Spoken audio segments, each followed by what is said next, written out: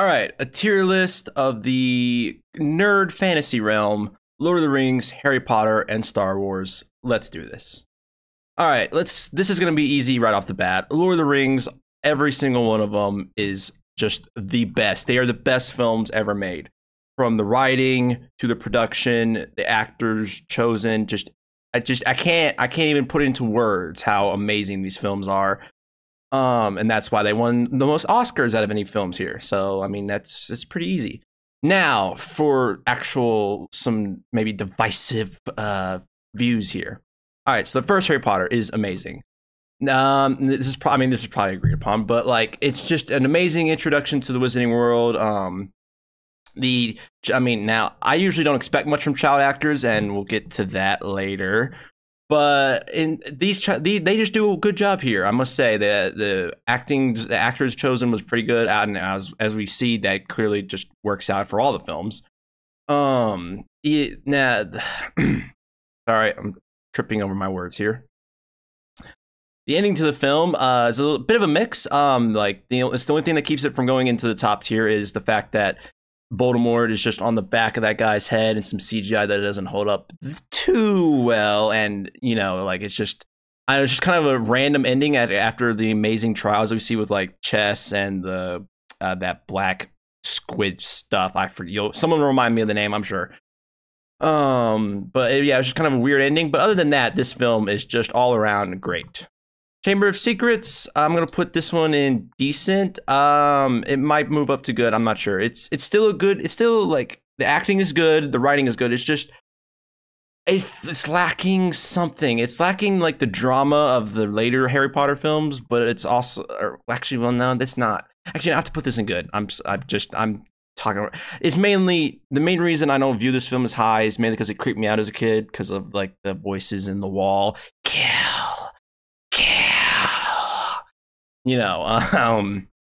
That's the main reason that holds us back is mainly just my own inner child being scared, but whatever. All right, the third film is the best Harry Potter film in my opinion. It's just the most enjoyable. It's more mature than the first two films, but it's not as dark and depressing as the later films would get. It is the perfect mix, I think, of just everything in the Wizarding World. We get to see Harry, slowly progress into an angry teen, which I like personally. Daniel Radcliffe's acting, it was good. I mean, it's been good. It's good on all the films, but it starts to tick up in this film for sure. Fourth one is also top tier. I like the intro to the movie. I love like the dramatic music, the dark sky. Like this film is different. Like it's going from family friendly films to not so much. Voldemort returns, and a lot of people I criticize Ralph Fiennes's portrayal of Voldemort, but I personally like it, and I'm not a book fan, so just piss off with that. Whatever. Fifth film is also amazing. This is where Daniel Radcliffe's acting is the best, in my opinion. Seeing his inner struggle as Voldemort slowly possesses him, watching him.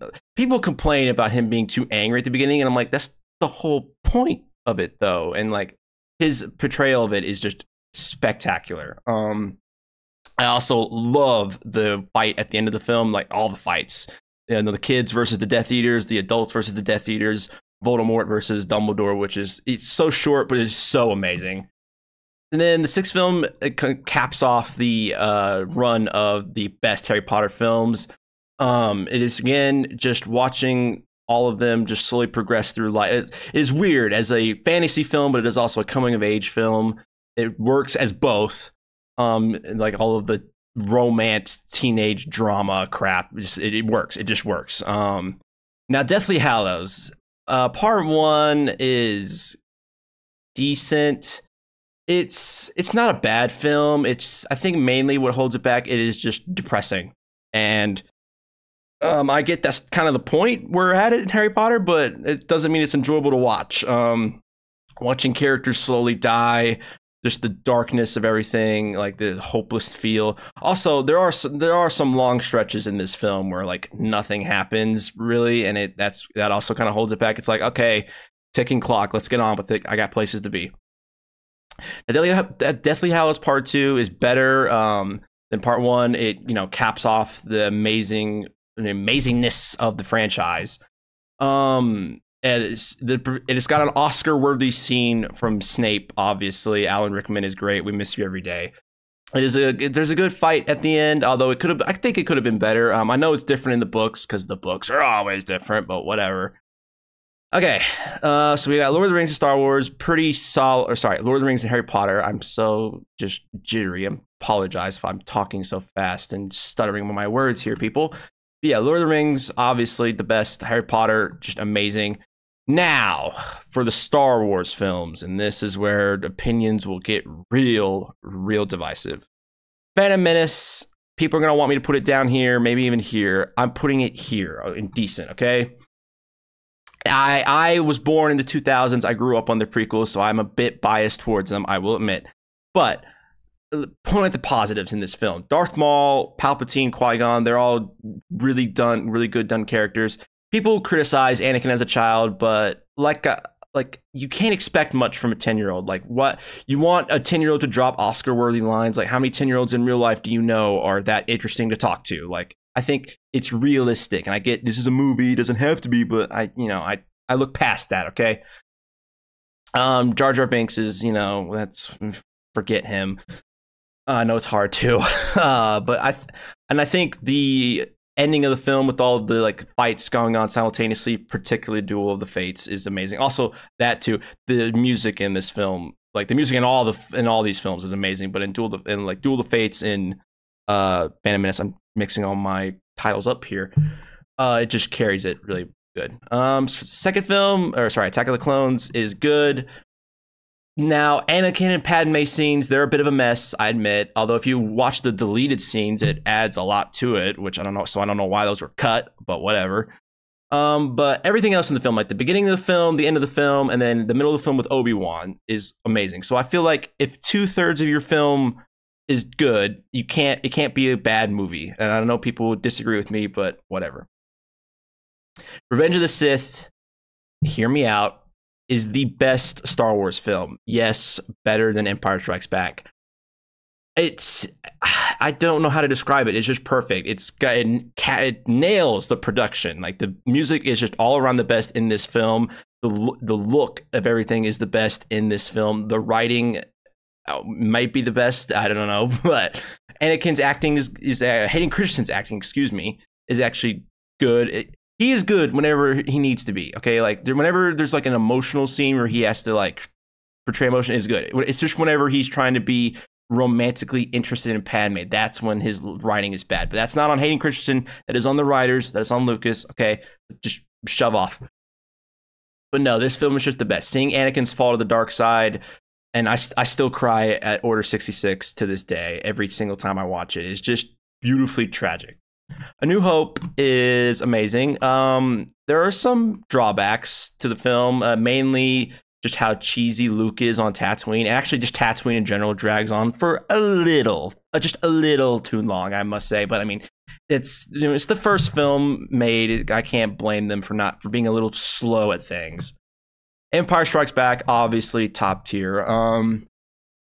It is the beautifully tragic middle film, right? Like the dark side is growing stronger than it was in the previous film, at least. Watching Vader just choke all of his servants is rather hilarious. Yoda's training is good, although it does drag a little bit at points. So it's like, come on, get back to Han and Leia being like trapped. Like, I don't care for Yoda jumping on Luke's back. Luke jumping and Yoda's just on his back. Just weird. But it's just a top tier film. God, I'm choking on my own spit here. Okay, Return of the Jedi is just decent. I'm sorry for original lovers. I'm sure original Star Wars lovers, even you, will agree that like this film is the weakest of the trilogy. It's just Jabba's palace, like all of the whole first act drags on for too long. Okay, we're trying to save the galaxy here. I don't care for all this space pirate nonsense. And then the middle act of the film is just kind of just drags even more. Like at least the first act has stuff important. The first act, at least, it's like there's stakes. The middle of the film doesn't feel like there's much happening. It's just kind of progressing the story, but like very slowly. Like it's not like progressingly interesting, I guess. And then the third act, it's, obviously it's the drama of everything built up to the end. Luke, Vader, and Palpatine in the throne room scene, that is good. The Stormtroopers versus the Ewoks, that is not good, okay? Watching a bunch of little cuddly teddy bears beat up the world's, the Imperial Army is silly and stupid. It'd be like the Jawas from the first film beating up Stormtroopers, okay? But whatever. It's still good, like mainly carried again by the throne room scene, but it's just not on the level of the other originals. Okay, now. Force Awakens is forgettable. Okay, it is not. Now in comparison to these other films, which are amazing, it is not a bad film. It is still a good film to watch on its own merits. But when put in the context of all the other Star Wars films, it is just A New Hope reskinned, and that is all. It is literally the exact same film, just made in 2015, so it looks like it has a new coat of paint, and some characters with different names. That's it. It is literally this exact same film. So in that context, it is forgettable. And now, wish we didn't have to end this list on such a bad note, but the last two Star Wars are complete and utter trash. Okay, The Last Jedi, it ruined the original characters. Like what Force Awakens started with the original characters, oh, they're kind of different. Like Force Awakens ruined Han. I'll say that much. The Last Jedi ruined everyone else, especially Luke. Okay, it does. Like, I get Rian Johnson. He wanted to make changes to, have it feel different, but he made changes that either didn't make sense or made changes that were like, why? Just why? Also, the whole middle act with the stupid casino, we all know that was complete garbage. And then the last film, J.J. Abrams came back.